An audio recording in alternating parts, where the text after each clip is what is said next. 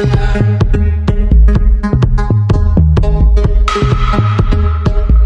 es Mujeres en la Escena Contemporánea y tenemos como invitada a la poeta, ensayista y editora Rocío Cerón. Gracias por recibir, más bien por aceptar nuestra invitación, y quizás esta invitación sea un poquito diferente, esta entrevista sea diferente a las que has tenido, que tienes un montonal de contenido en YouTube. Yo creo que de las personas que he entrevistado no acababa de ver todo tu material.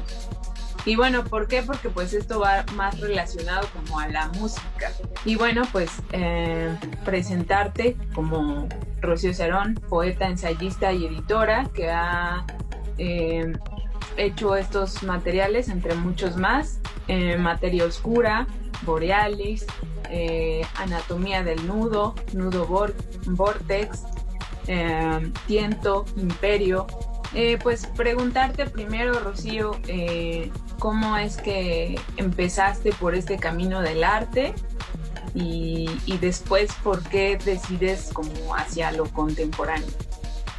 Bueno, primero creo que es al revés, o sea, más bien es que yo empecé por el mundo de las artes visuales, estudié Historia del Arte y empecé en los 90 participando por ejemplo, en Exteresa, cuando estaba director Eloy Tarcisio y hacía el festival de performance, el Festival Internacional de Performance.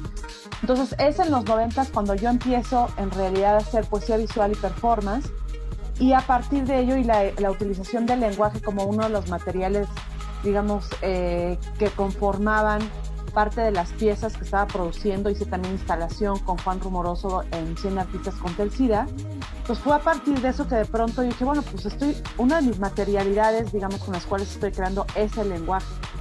Y a partir de ahí, de alguna manera como que la lectura, el texto, me fue llevando hacia que de pronto me convirtiera en una lectora. Y también por ahí alguien me dijo, no, si tú quieres que te tomen en serio como poeta, vas a tener que dedicarte a escribir y a leer y solamente publicar, y no hacer esto de las formas pías, ¿no? Esto de la performance, la instalación, las artes no objetuales, no está bien visto en el mundo literario.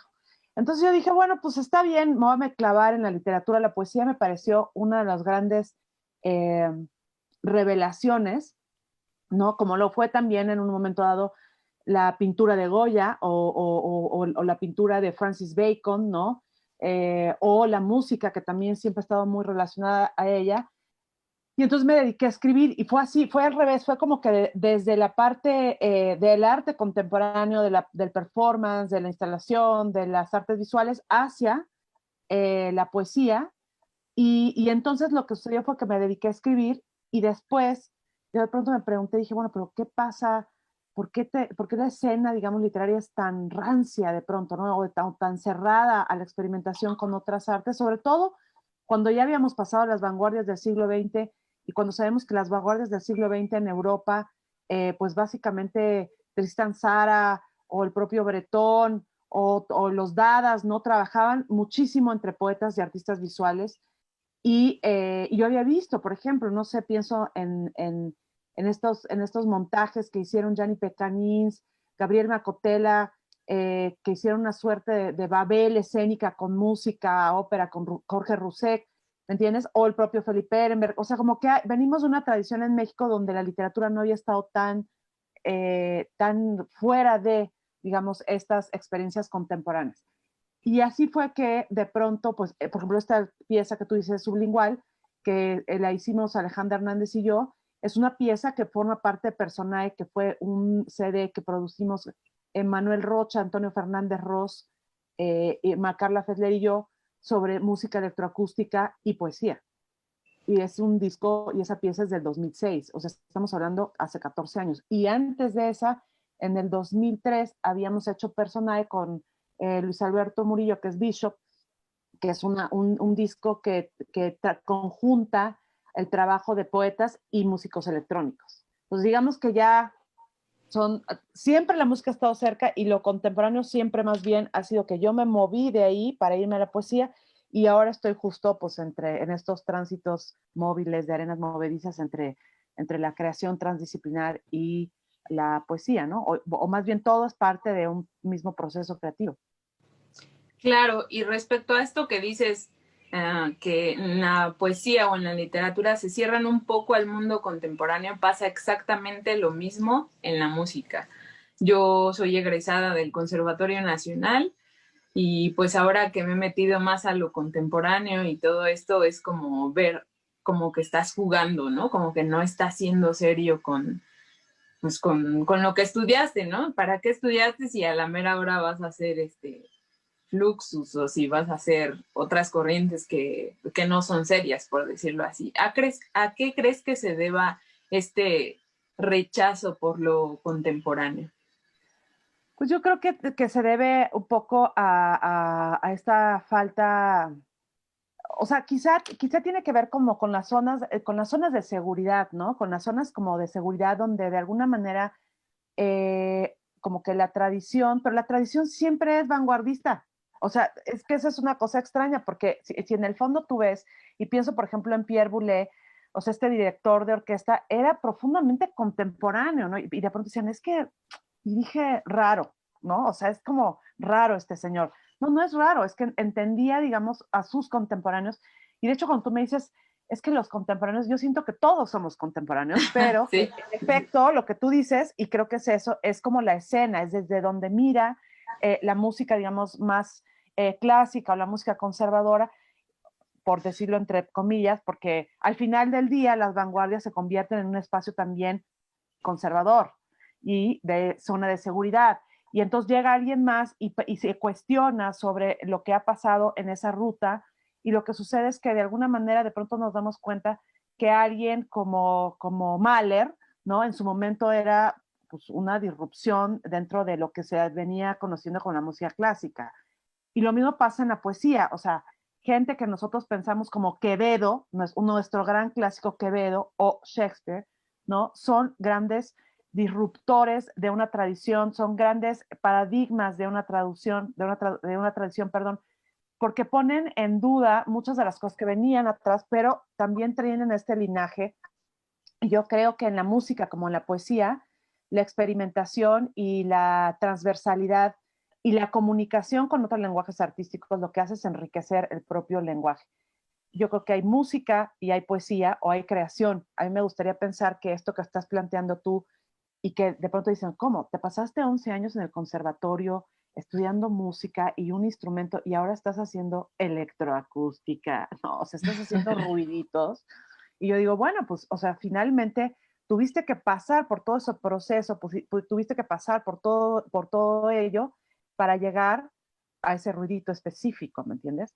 Y lo mismo pasa con la poesía, o sea, creo que así como hay que saber qué es un endecasílabo, cómo se forma, digamos, este tipo de estructuras, un soneto, un endecasílabo, un heptasílabo, etcétera, y las formas estructuradas, hay que también de pronto decir, bueno, pero este es otro ritmo, ¿no? El verso blanco te lleva a otros lados, o la adecuación o el rompimiento entre poesía, pero con ensayo, y estas formas híbridas te llevan a otro tipo de investigaciones, como a mí me gusta pensar, me dicen, ¿por qué haces esto de la transversalidad o la transmedia con música y con video y con el cuerpo y con la voz y de pronto no se te entiende nada y por qué el lenguaje lo estás desarticulando todo y casi se me, bueno, a mí no se me paran los pelos, pero sí he visto a críticos literarios que de pronto ven esto que está sucediendo y dicen, eso no es poesía.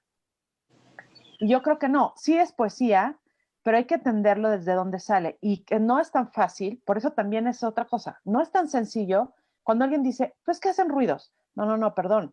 O sea, yo creo que el tipo de ruidos, por ejemplo, Gabriela, que tú puedas hacer o la experimentación sonora que tú puedas hacer, viniendo de un oído absolutamente educado, pasando por un instrumento que seguramente tocas o varios que tocas, a llegar al sintetizador o a llegar al programa y a poder trabajar en digital y en análogo, o sea, te da una riqueza que no tiene quizá alguien que nada más llega desde lo digital, ¿no? Por decirlo de alguna manera.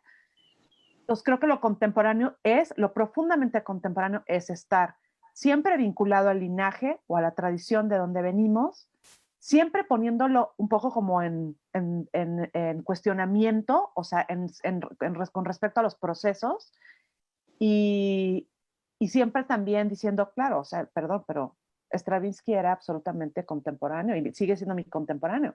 Y yo pienso que piensa en artistas como, no sé, Benedetto, que es un artista italiano maravilloso, o pienso en Cecilia Vicuña en poesía, que tiene 60 y tantos, casi 70 y tantos años, o en tantos artistas que ya tienen 70, 80 años y que son más contemporáneos que chicos que seguramente estudiaron en el conservatorio y que tienen 20 años, ¿no? Y pasa Sí. también en poesía, ¿no? Pasa también en poesía eso. Anne Waldman, ¿no? Esta poeta norteamericana, es profundamente contemporánea y seguramente es mucho más contemporánea que chicos jóvenes que están en la poesía y que creen que la poesía tiene que hacerse como de cierta manera, ¿no? Pero pues yo creo que eso viene más de la formación que nos dan, ¿no? O sea, ¿quién nos dice qué es arte y qué no es arte? Y justo entra en este debate lo que tú dices, ¿cómo diferenciamos cuando vemos un performance si la persona que está haciendo ese performance sabe o no sabe lo que está haciendo? Cuando caemos en ese extremo de es arte o no es arte. ¿Cómo podríamos diferenciarlo? ¿Explicándolo previamente o cómo se puede hacer? Bueno, pues esa es la famosa pregunta de los zapatos de Orozco, ¿no? De Gabriel Orozco, de la caja de zapatos, Uh -huh. puesta en el Museo de Arte Moderno en Nueva York, donde dice, bueno, o sea, ¿cómo? ¿No? O el pavo real que dejó libre en el pabellón de México Francis Salis, ¿no? En la Bienal de Venecia. Pero a mí me gusta pensar que justamente son esos extremos y que sí es arte y que son esos extremos que cuestionan, ¿no? Las propias dimensiones materiales e inmateriales del arte y de la puesta en escena y como también lo que es, no sé, pienso en la pieza de estas chicas lituanas que se ganaron el León de Oro en la Bienal de Venecia en el 2019, que era una playa montada en un palaceto en Venecia, ¿no? Y con ópera. ¿Y qué significa eso? O sea, ¿qué significa que tú puedas cuestionar el espacio, cuestionar lo que se espera del arte, cuestionar lo que se espera de la música, cuestionar lo que se espera de la poesía? ¿Esto es poesía o no? No, no es poesía porque no se entiende, perdón, pero, o sea, yo tengo un libro y hay un poema atrás y hay un texto y creo que ese texto funciona en su puesta en página como debe ser, pero su puesta en cuerpo, su puesta en una dimensión sonora, su puesta en una dimensión de voz, ¿no? Que yo que trabajo mucho con la voz, es otra cosa, su puesta en dimensión escénica, ¿no? O sea, o su puesta en un videopoema. Y tú puedes ver, por eso son piezas transdisciplinares, porque funcionan como piezas transmediales en su dimensión, en su medio, en su plataforma, dialogando con las otras, pero viven por sí mismas y arrojan como dimensiones de sentido distintas desde sus propios, desde su propia materialidad, desde su propia dimensión, sea el videopoema, sea la pieza sonora, sea el poema en el texto, sea el poema en digital, ¿no? Hay que entender eso. Y yo creo que la academia en general, hablo como la academia con mayúsculas, o sea, la academia poética, la academia musical, la academia arquitectónica, tendría que pensar que estamos en un momento que, bueno, la pandemia vino a traer eso también, que cuestiona justamente los principios de lo presencial, que cuestiona los principios por ejemplo, del concierto en vivo, ¿no? Que cuestiona los principios de la escena, que cuestiona los principios del libro, así, literal, del libro, ¿no? Y yo creo que esa sacudida, por ejemplo, en el caso del mercado editorial, era algo que ya se sabía que iba a pasar, pero que no terminaba de ocurrir. Entonces, está pasando y lo que ha sucedido es que se reacciona pues con más creatividad y con otras formas también de acercar a los lectores o de acercar a los escuchas, en el caso de la música, o a los, yo pienso en estos espectadores 360 grados o espectadores multiperceptuales, que antes le teníamos un poco de miedo a ello y ahora estamos absolutamente certeros y seguros de que existen y de que están ahí. Y por otro lado, piensa que todo esto que estamos haciendo, algo que dijiste al principio de, oye, tienes miles de entrevistas y miles de contenidos, yo creo que nunca en la historia de la humanidad se había documentado tanto todo.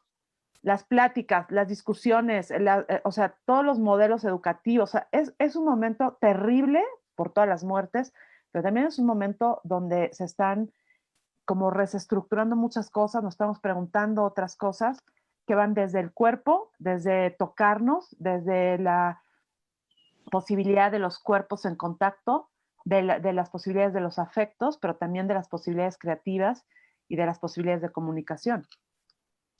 Claro. Entonces pensamos en que lo contemporáneo es un poco antisistema. Pues lo contemporáneo es un poco antisistema, pero también es un poco un sistema. O sea, es que es paradójico porque es un poco antisistema en los sistemas en los que estábamos habituados.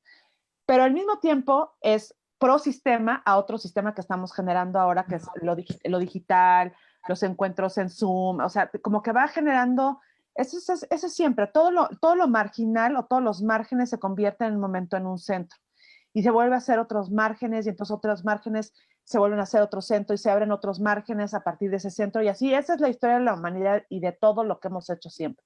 Entonces yo lo que creo es que pues siempre hay que ser muy cuestionadores y siempre hay que ser muy curiosos, ¿no? Y también otra cosa que yo le digo mucho a mis alumnos, porque a mí me encanta tener como esta parte formativa, es que no hay manera de leer el presente sin haber leído el pasado. O sea, no hay manera de que sepas en dónde estás parado si no tienes idea de las capas, de los sotierros y las capas y los estratos que hay para que tú estés parado en el momento en donde estás parado y bajo los conocimientos que tienes.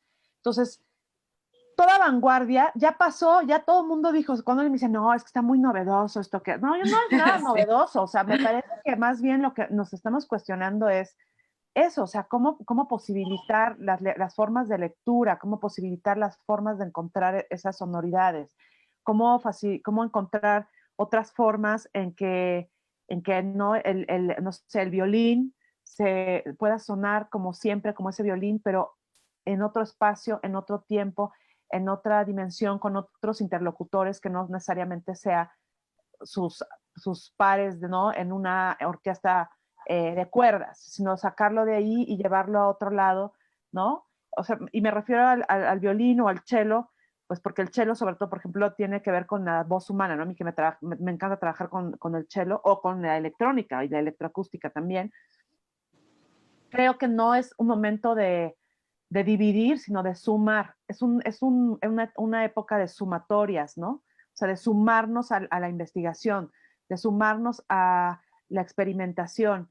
Y eso, aunque te digan, ay, no, pues qué porquería, o aunque te digan, oye, pero es que, ¿qué está haciendo? Al final del día es tu vida, es tu viaje, es tu travesía, y ahí sí yo creo que por más que digan, hay un momento donde si tú tienes esa investigación y el talento para llevarlo y una honestidad creativa, yo creo que puedes hacer cosas muy interesantes. Y yo apuesto porque finalmente uno vaya por ese camino de la apuesta creativa y de la búsqueda, ¿no? Porque la búsqueda siempre es personal. Al final del día, aunque seamos grandes colectivos y queramos trabajar siempre en colectivo, la búsqueda siempre es personal. Claro. Y relacionado a esto de que te gusta trabajar con el cello y electrónico, ¿tú cómo decides qué poema va a sonar a qué? O sea, por ejemplo, ¿qué escoges? Cello, voz, electrónico, ¿por qué lo escoges así? Y si tienes alguna orientación musical que, no sé, te hayas formado o cómo le haces para lograr lo que imprimes en tus poemas con esa sonoridad. Fíjate que ahí creo que tiene que ver sobre todo con la naturaleza del poema. Por ejemplo, en Diorama, Diorama es un libro que escribí y con el cual trabajé unas piezas para hacer un montaje octafónico en el Jardín Sonoro de la Fonoteca e invité a dos compositores, uno de totalmente electrónica, que es Luis Alberto Murillo, que firma como Bishop, y la otra que es una compositora electroacústica, que es Alejandra Hernández. Entonces, ¿cómo se abrió ese libro? Pues de alguna manera era un libro que tenía que ver con la escucha, pero con la escucha, los petaflops de las computadoras, con alguien que pica cebolla, con la sangre no suspendida, o sea, tenía que ver como con todo un viaje y era muy veloz, como sobre el vértigo. Yo con Bishop trabajé mucho tiempo, desde el 2009, trabajamos como 5 o 6 años, no, bueno, desde el 2003 en realidad, cuando hicimos V Probeta, pero trabajamos como desde el 2003 hasta el 2011, pon tú, más o menos, muchísimo tiempo. Luego, y con Imperio, por ejemplo, que fue un libro que trabajé con él, todo era muy electrónico, todo tenía que ver como con la guerra, con la intensidad. Entonces hacíamos unas presentaciones súper intensas, muy electrónicas, también como muy oscuro, ¿no? Con ambientes muy oscuros. Y después cuando escribí Tiento, Enrico Chapela hizo 2 piezas para el libro, y esas 2 piezas él quería hacerlas en guitarra, por ejemplo. Él quería componer para guitarra. Y yo le dije, no, no, es que lo que siento ahí es que la voz de estas mujeres, porque es la historia de 2 mujeres que vienen de Belgrado, que se muere el padre y hacen la América. Yo quería contar como esa historia de 2 mujeres, la madre y la hija, que venían a América, llegaban al sur, a la Patagonia, y recorrían América hasta quedarse en México. Y entonces me dijo, segura, Chelo, Chelo. Y entonces hizo las piezas, las partituras para el cello. Natalia Pérez Turner tocaba esas partituras y de pronto le dije, o sea, están geniales como para iniciar y terminar, o sea, como las presentaciones del libro, pero en el inter, o sea, el diálogo entre tú y yo tendría que darse de una manera muy orgánica, y entonces hicimos una serie de improvisaciones que de hecho nos llevó, por ejemplo, nos presentamos con América, que es como la parte central, los poemas centrales del libro, y nos presentamos en el museo, en el Pompidou, ¿no? En París. Eh, y todo ese largo proceso siempre era distinto, que esa es otra cosa que a mí me gusta. Me parece que el poema puede ser el mismo, pero que mi respiración, la voz, la forma en que puedo manejar la respiración, el diafragma, etcétera, es muy distinta, incluso la energía personal en cada una de las presentaciones. Entonces, sí es un performance, no es, aunque sea la partitura, el poema el mismo, en realidad no es igual. Tú puedes ver 5 presentaciones mías y nunca son iguales, ¿no? Y lo mismo me pasaba con Natalia, o sea, me decís que a mí lo que me gusta de estas improvisaciones que hacemos, y amo la improvisación, es que nunca es igual, nunca es igual, nunca suena igual. Son como ciertos cues, ciertos puntos, ¿no? De partida o de salida, pero todo el viaje, pues es siempre distinto. Y en el caso de Nudo Vortex, yo sabía que Nudo Vortex, que es un librito que tiene 6 poemas, era, por un lado, muy aéreo, o sea, muy aéreo y muy metálico, y por el otro lado era también como muy en guitarra eléctrica, ¿no? Entonces trabajé con Daniel Lara Ballesteros con unos cuencos, ¿no? Tibetanos, procesados con electrónica, y con un guitarrista que se llama eh, Mario del Río, y Mario viene de una escuela clásica de guitarra, pero ahora tiene bandas de música metal, ¿me entiendes? Entonces era como una cosa totalmente ahí rara. Y Nudo Vortex tuvo muchas versiones, o sea, hice con ellos las primeras versiones, luego trabajé con Abraham Chabelas, que trabaja, por ejemplo, con este instrumento, ay, ¿cómo se llama? Se me fue ahorita. El que es nada más con la mano, que Ah, tiene ya como sí, sí, sí. ya sabes que tiene como ahorita Como me una acordaré, onda, ¿no? como una Ajá, no onda, me trabaja con la energía en realidad, o sea, con la Jeremy. electricidad, con el theremin, que trabaja con el theremin, con la electrónica, ¿no? Y trabajé también con Chef Alonso, ¿no? El theremin, exacto, y trabajé con Chef Alonso, que es una de las mejores percusionistas en España.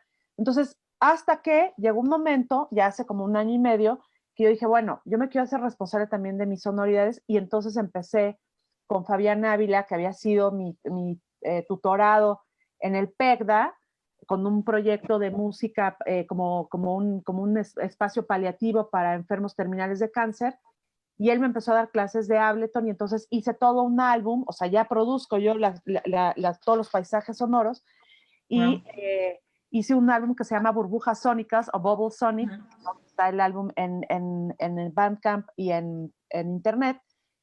Y ahora las presentaciones ya, o sea, yo normalmente me encanta trabajar con músicos, entonces siempre trato como de hacer improvisaciones, he hecho improvisaciones con muchísima gente, con gente de jazz, ¿no? Con Germán Bringas, con Adriana Camacho, sí, o sea, con muchísima gente. Pero sí, ahora lo que me ha pasado es que yo hago muchas presentaciones yo solita ya con todo el dominio de, bueno, no solo el dominio, no, eso es mentira. O sea, pero sí con toda o sea, con la intención por lo menos, sí, es que es un mundo infinito, pero siempre creo que el oído, o sea, siempre creo que el sonido para mí, y la imagen también, porque trabajo mucho con artistas visuales, pero sobre todo el sonido ha sido como una segunda casa. O sea, creo que la poesía tiene eso, pero, o sea, tiene ya el ritmo, la sonoridad, pero creo que esto de crear como toda esta especie de paisaje sonoro, de un ambiente, de una experiencia como mucho más multiperceptual, cada vez me ha ido ganando más. Y para mí la música es parte de mi vida y los sonidos, ¿no? O sea, yo puedo estar en una sesión de electroacústica o de experimentación sonora horas, o sea, o sea, sí me he educado el oído para oír, ¿me entiendes? Esas cosas. Y de hecho, pues he tomado también talleres y lecciones justo para entender como esos niveles, ¿no? De escucha que puedes tener, pero no toco nada. Eso sí, instrumentos, la puerta de mi casa. Ahí sí, para que veas, no. Y estas, por ejemplo, las burbujas sónicas, vi que tienes como aparatitos, ¿no? Esos Sí. aparatos que son, te los hicieron a ti para exclusivamente para el proyecto o cómo surgió ese aparatito y qué es lo que hace exactamente. Bueno, hay de todo en la Viña del Señor. O sea, lo que tengo, trabajo con procesadores, ¿no? Electrónicos, pero me gustan mucho las calimbitas. Entonces me encantan las calimbas y me encantan como estas cosas, estos sonidos así súper metálicos. No, pero la verdad es que no hay nada así muy, déjame ver si lo tengo por aquí. En realidad son instrumentos casi infantiles, ¿me entiendes? O sea, desde cosas como las calimbas, estos que juegas con los niños que te voy a enseñar ahorita.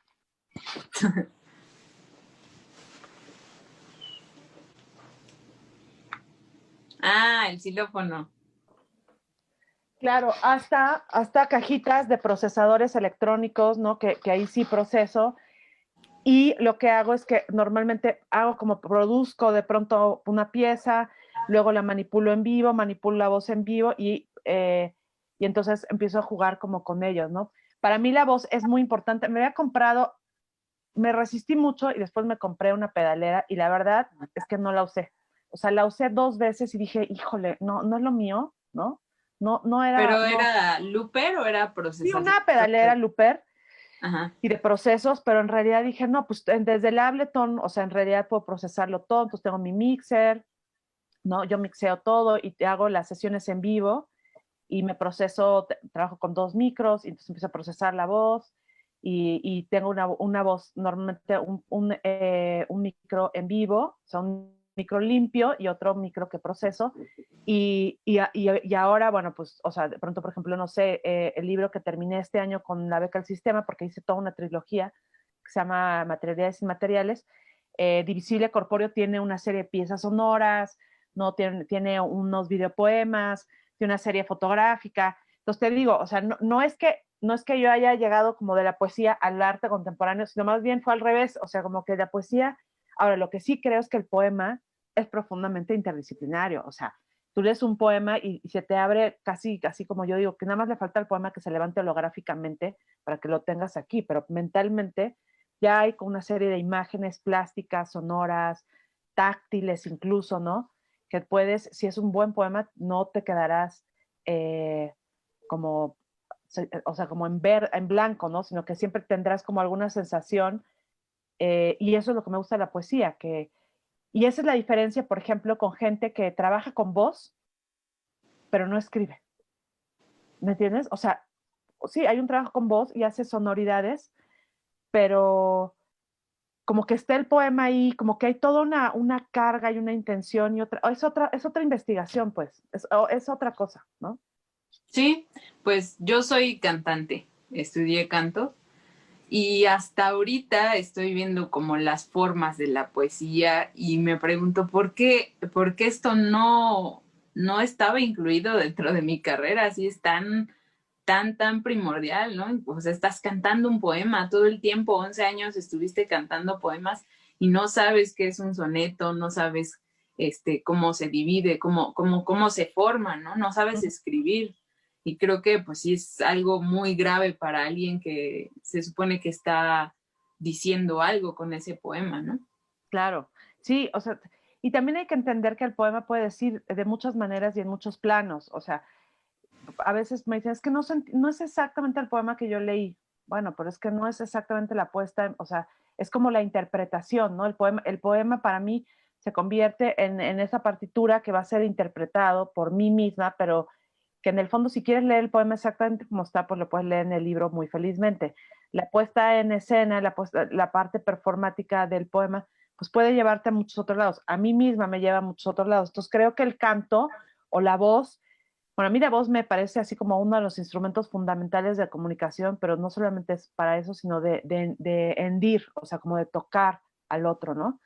Y hay veces que solo necesitas la voz y hay veces que, pues que puede haber todo esto como una investigación también de llevar a una experiencia distinta al público, ¿no? No sé cómo ha sido en tu caso, o sea, a mí sí me gustaría saber cómo pasas del canto, digamos, o sea, quizá un canto más, eh, o sea, más estudiado, más acotado a algo que sea Nina Hagenesco, ¿no? O sea, porque Nina Hagen estudió ópera, o sea, Sí, sí. estudió ópera, ¿me entiendes? A eso me refiero, o sea, no es que Nina Hagen gritara y cantara, o sea, ella estudió y tenía estudios operísticos. Pues yo realmente me encuentro como apenas floreando en ese aspecto, descubriendo nuevas cosas, porque yo en la academia siempre me sentí muy apretada, ¿no? Como muy, muy checada, que no me fuera hacia un extremo o hacia otro, ¿no? Yo empecé a cantar porque yo cantaba rock, yo era rockera, así 1000%. Mi papá escuchaba Pink Floyd y ¿Ves? todo muy progresivo, y me meto a música pues porque yo quería expresarme, ¿no?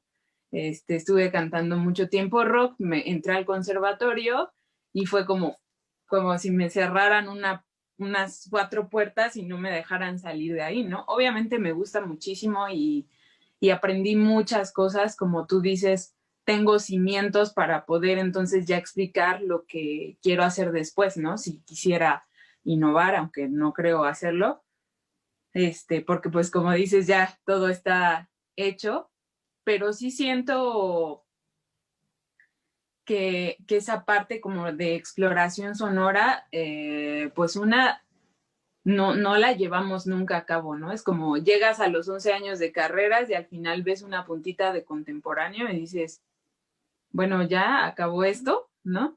Fue Claro. hasta que conocí a José Carlos y ahorita que estoy en un posgrado de música experimental, cuando me doy cuenta del mundo que estaba ahí para mí hace mucho tiempo y no lo había descubierto, ¿no? Y sí, cuando yo cantaba, trataba como de explicarme sobre todo el poema, ¿no? Decía, Claro, a ver, ¿qué quiere decir, no? Porque para empezar es un idioma pues, que no es tuyo, ¿no? No es nato. Cantas en alemán, en italiano, en francés, en ruso, y por mucho que aprendas los idiomas, pues nunca lo corporalizas como tal, ¿no? Porque no es tu idioma. no, claro, claro. Y justamente a mí lo que me salía muy bien y siempre me felicitaban mucho y me echaban fiesta era como lo cubano, lo latinoamericano, porque pues era más mío, ¿no? Lo sentía más. Aunque tradujera yo la poesía de rusa o alemana, pues no lo sentía mío, ¿no? Y ahora con esto contemporáneo, no sé, la explosión, los sonidos, los gritos, no sé, lo siento más mío, más libre, más fuera de ese sistema y más roto, como más romper esas estructuras que me enseñaron incluso me sentía así como monjita, ¿no? Así en la escuela, no puedo salirme de esto porque me reprueban. Y literal es eso, si te sales del mood, incluso el subirte a un concierto con un vestido que no esté demasiado ampón, pues ya te bajan 2 puntos, ¿no? O sea, así se me hace un pensamiento súper retrógrado todavía, y pues es extraño, ¿no? Por eso estamos ahora como en esta exploración de lo contemporáneo y pues de acercarnos más a esa gente para, pues no sé, como para abrir más panorama incluso a nuestros mismos colegas, ¿no? De decir, pues no lo rechaces porque esto también pues es un cuestionamiento pues artístico, ¿no? Pues es que justamente eso es lo que hay que ver, ¿no? O sea, todos estos cuestionamientos artísticos y qué es lo que, cómo los llevas, ¿no? O sea, cómo llevas el cuestionamiento, el proceso y como yo te decía, y finalmente es una aventura, o sea, es una aventura, ¿no? Eh, y, exacto, un innovarotio en lugar de un conservatorio, tal cual, como lo acaba de decir, tal cual, ¿no? José Carlos. Y es verdad, porque en el fondo es un espacio de libertad, o sea, el espacio de la creación es un espacio de libertad. Y bueno, yo entiendo que hay, insisto, una tradición, un linaje, pues sí, un linaje del cual vienes, incluso, o sea, uno tiene un linaje de, de los padres y madres que ha tenido a lo largo de su vida, y que son poetas, músicos, pintores, o sea, que no, en mi caso no nada más son poetas, o sea, son muchos pintores, muchos cineastas, o sea, me he nutrido, digamos, en ese sentido de muchas cosas del ensayo, yo amo el ensayo también. Entonces, ¿cómo llegas aquí con esta carga y se sigues cuestionando y haces que los demás también se cuestionen? Porque claro, pasaste 11 años y de pronto te das cuenta que lo que te gusta es experimentar o lo que te gusta es poner en riesgo justamente la voz, ¿no? O sea, no que te enfermes o que te vayas a quedar con el aparato fónico mal, no, sino que, o sea, Que moverte sí me ha de esa pasado. zona, pero sí, pero es moverte de esa zona de seguridad, ¿no? O sea, moverte del espacio de confort, de seguridad que tienes para ver qué más hay, ¿no? Como en esos lindes o en esos márgenes. Y yo creo que esa sería la gran incitación a los jóvenes, o sea, a que justamente pongan en duda, cuestionen, y no, pero no cuestionen nada más de manera gratuita, sino cuestionen también con el conocimiento previo de quién hay, porque si ya hubo alguien, Homero, Horacio, ya hubo alguien, Virgilio, que cuestionó, ¿me entiendes? Siempre hay que cuestionar, pero reconociendo que hay alguien más que ya cuestionó y se sigue y que cuestiona, digamos, al paso de los siglos a partir de las mismas preguntas, porque las preguntas de la condición humana, como decía Borges en ese sentido, o los grandes temas de la literatura como de la creación, son los mismos. Nos seguiremos cuestionando sobre la vida, sobre la muerte, sobre el amor, sobre el desamor, sobre el odio, sobre la traición, en fin, sobre los temas que ya tan maravillosamente también Shakespeare ha tocado en Hamlet o en La Tempestad o en Romeo y Julieta, ¿no? Entonces, la cuestión es cómo leemos o sea, cómo es nuestra puesta en escena de ese Romeo y Julieta, cómo es nuestra lectura, ¿no? Es eso, cómo es nuestra lectura y nuestra respuesta ante algo que ya sabemos. Pues sí. Pues tenemos esta tarea de, bueno, tú ya tienes muchísimo camino ya hecho con esto de, pues de cuestionarse, de hacer cosas diferentes, de abrir puertas hacia otros sonidos, hacia otras formas de hacer arte. Y pues te agradecemos muchísimo que hayas estado aquí. Me gustaría antes leerte un pedacito de un libro, a ver qué opinas y ya con eso nos despedimos. Bueno, dice, la corporeidad del lenguaje. En su crítica de la razón cínica, Peter Sloterdijk sostiene que la ilustración ha legado a la sociedad occidental contemporánea una forma de pensamiento seriamente distorsionada, que se constituye a sí misma como la negación del materialismo del cuerpo. Por tanto, el conocimiento ha llegado a entenderse puramente en términos de las categorías del entendimiento y las complejidades lógicas del razonamiento moral, sea empirista o racionalista, idealista o realista.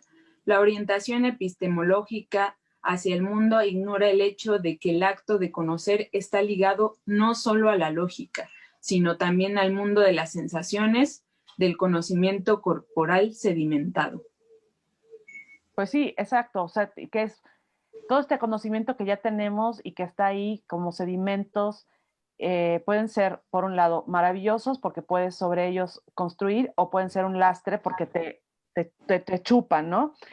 Y otra de las cosas que dice sobre el cuerpo, yo creo que el cuerpo es poderosísimo. O sea, la presencia del cuerpo, el cuerpo mismo, es algo que tenemos que luchar porque regrese, por ejemplo, a lo presencial, pero quizá no de la manera en que estábamos acostumbrados, ¿no? O sea, quizá estas versiones por ejemplo, yo hice un performance que se llamó Persona para un solo espectador en la Galería Bikini Wax, y me pareció, es de las piezas más guay, como dirían los españoles, o más chulas, que más afecto le tengo, porque toda mi energía, todo el performance, toda la exploración sonora que ese episodio hice con Abraham Chavelas, todo fue para una sola persona. ¿Y Incluso la cuántas veces? pieza, una vez, solo lo hice una vez. Eso Wow. a mí me parece que es, o sea, una de esas, salí con una energía así, ¿no? A mí me da cuando hago un performance o cuando hago una pieza, me da así como voraz, como caníbal, como en las películas y quiero carne. Entonces, a lo mejor que salí así de, quiero comer carne, necesito carne, ¿no? Porque claro, uno quema tal nivel de energía en una presentación que el cuerpo pues te pide justo carne. Entonces, creo que eso es lo que hay que ir reconfigurando, las formas, los continentes en donde se presentan las cosas, las formas en que también presentamos una pieza de ópera o una pieza escénica o performática, ¿no? Y nuestra relación con el espectador. A mí me Así. encantaría saber esa chica que aparte firmó un contrato para liberar la documentación de la pieza y la liberamos a los 9 meses que ella lo pidió, que sintió. Seguramente es un momento que se le olvidó o paradigmático, no lo sé, pero es suyo. Y se quedó con una pieza de ella. No hay otra pieza igual más que esa.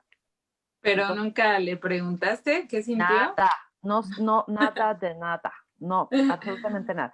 Alguna vez haré otra versión, no esa, pero sí me gusta eso, justo que sea como toda la energía y toda la potencia concentrada sobre una persona, sobre un espectador, ¿no? O sobre tres, pero sí, y creo que eso es a lo que vamos a ir. Grandes experiencias con pocas personas. Bueno, Cosa digamos, que puede ser, digo, económicamente no sé si sea muy productivo, ¿verdad? Pero sí que la experiencia será otra. O sea, la experiencia se va a mover a otro lado. bueno, en el campo de la música clásica, por decirlo así, pues no es muy raro, porque siempre hay 3 o 2 personas escuchándote, así que no sería como muy diferente a lo que ha pasado durante de nuestra carrera. Pero sí, ojalá y lo puedas repetir y pues igual y nos Sí, escoges a unos de nosotros. no, claro que sí. Yo estoy pensando algo así, pero no será igual, será otra pieza para el 2021. Y bueno, pues claro que estarán, yo encantadísima. Y bueno, seguiré investigando todo esto sobre la voz y ya estaremos seguramente en contacto para las siguientes performances. Muchas Claro, gracias, claro. Gabriela. No, gracias a ti, Rocío. Que estés muy bien. Muchísimas gracias por acompañarnos. No, y gracias a todos, a José Carlos y a todos los que hacen el programa posible. Gracias. Bye.